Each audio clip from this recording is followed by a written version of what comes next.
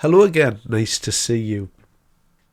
We're going to cover a speech that Keir Starmer made over the weekend, and I'm going to contrast it with another narrative that was happening regarding the same topic, which is the Ukrainian war.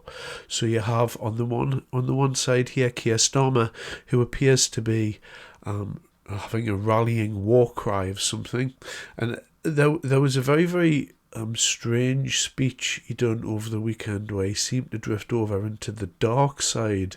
I'm not sure whether his speechwriter had too many drinks or his AI speechwriting machine had malfunctioned, but he did seem to go off into the realms of grim dark fantasy.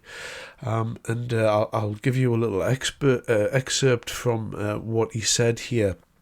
But then I want to contrast it with another event that was happening where Donald Trump and Emmanuel Macron were sitting around playing buddies and play fighting and just casually throwing around that the war was going to be brought to a conclusion. And so we're going to contrast these two political events here. I will state before we even get going, I recognise that this topic is obviously related to a war, and I don't want to minimise the thing that's happening in Ukraine. I certainly don't want any dead bodies, and the horrorscape that you're about to hear Keir Starmer imagine for your deepest, darkest fantasies of war. This hellscape that he's going to present to you isn't what I would ever want for any other human being. That's not what this is about. What this is a political YouTube channel, and so I'm going to talk about politics, and I'm going to waffle on about politics for a little bit. So that's all this is. This isn't a reflection of that. This is just talking about politics. So looking at this here, I'm going to play you this Keir Starmer. I know that this conference, indeed the Scottish people, stand with the people of Ukraine.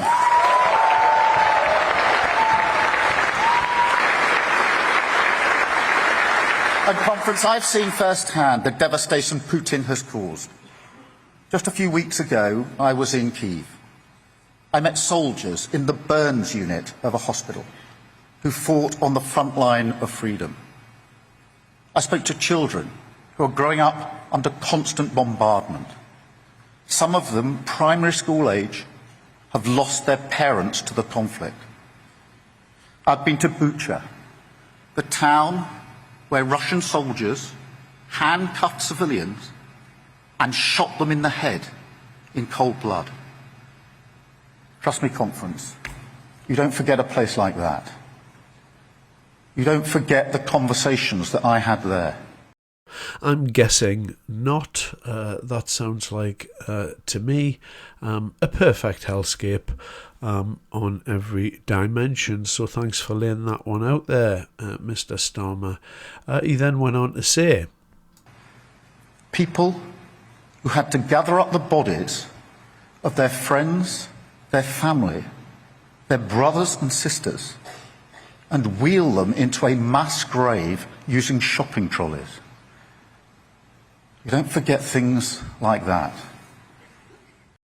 No, I'm guessing you don't forget things of that nature, Mr. Starmer. I'm sure if I had to wheel around a shopping trolley full of the dead corpses of my nearest and dearest, yes, that's going to be one of those things where I would definitely hold my hands up and say, you don't forget a thing like that.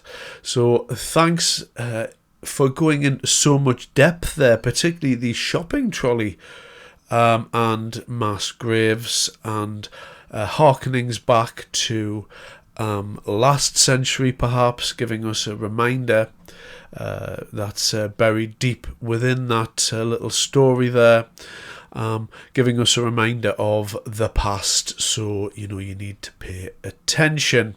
But I found that to be a very, very, very strange speech indeed, going into quite a lot of gory detail. Now this needs then, we'll pause that and just keep that in your mind there and move that to the left hand side. And what we're going to do now, we're going to go and watch a meeting that was happening between two other world leaders, Donald Trump and Emmanuel Macron, and this is what they were basically going on like. I just want to tell you a little story. So we were at the Eiffel Tower having dinner with your wonderful wife and with my wonderful wife, and we came out and he started speaking the French deal. And we didn't have an interpreter, and he was going on and on and on, and I was just nodding, yes, yes, yes. And he really sold me out, because I got back the next day and I read the papers. I said, that's not what we said. He's a smart customer, I will tell you that. Sure. How would you That was exactly what we agreed. People who had to gather up the bodies of their friends, their family, their brothers and sisters, and wheel them into a mass grave using shopping trolleys. You don't forget things like that. So what does this mean? Well, it means that if you're going to be a politician, you have to be able to do the politician thing. It's part of the job. However much we dislike politicians, we still require it of them to be a politician if they're a politician.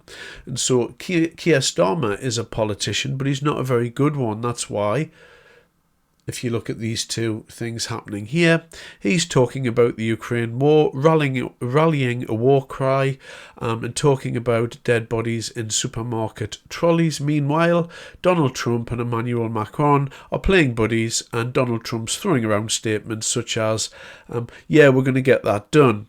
And the funny thing about it, when he was sitting there saying that, we're just going to get this done, everyone just sat there and stood there and just went, oh, right.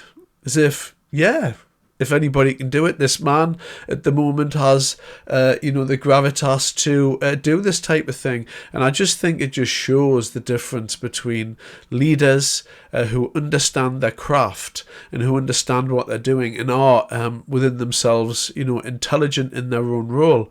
That's not Keir Starmer.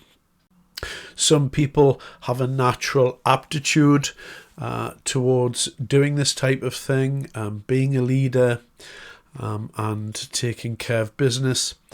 The thing about leaders is that when you're a leader, people have to occasionally look up and believe that you've got everything in hand, that you're going to make sure that everything's going to keep going. And with Mr. Starmer there, it just, the role and him as a person doesn't go together. He's an administrator. He's not a leader. He's not a man you can follow. He's not a man that you can look at and say, yes, he's a good chap or whatever it is. I don't know what it is about the man. Perhaps it's his connection with the left wing, but I genuinely try my best to be fair when I'm looking at people from all over the political spectrum. But Mr. Starmer is unique amongst politicians, as he just kind of repels me as a human being, and I just there's not much more I can say.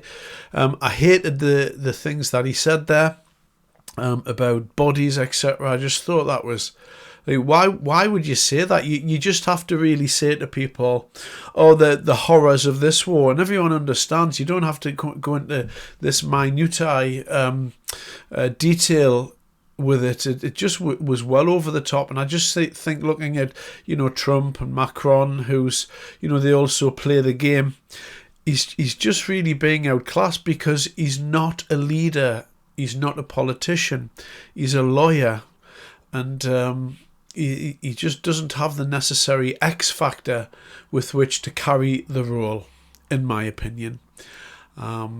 So, I don't vote for the left anyway, so I mean, it's not like it's going to change my vote, within the Labour Party. And indeed, who would replace him? I mean, who are we going to get to replace him here? So I don't know. It's just, just on Keir Starmer, I just thought those words in the speech were, out of some kind of horrorscape, and I just thought it was, inappropriate and silly. Okay, thanks very much for your time now. Bye-bye.